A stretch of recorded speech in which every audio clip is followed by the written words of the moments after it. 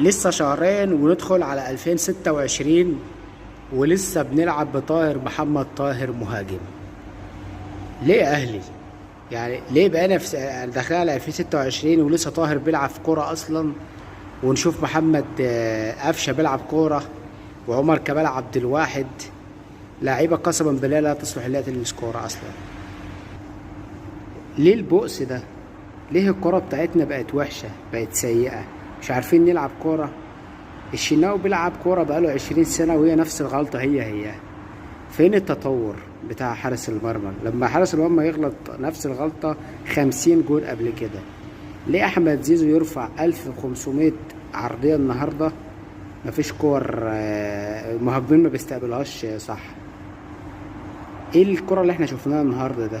ايه العته اللي احنا شفناها؟ هي دي كره اللي هم كانوا بيلعبوها دلوقتي الاهلي؟ كله عك في عك.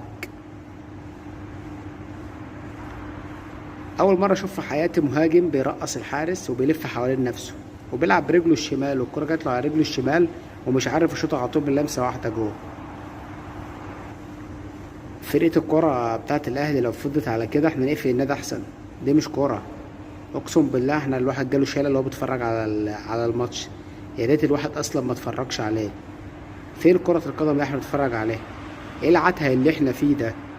الواحد متعصب ومش عايز يقول كلام خارج يعني على الشاشة.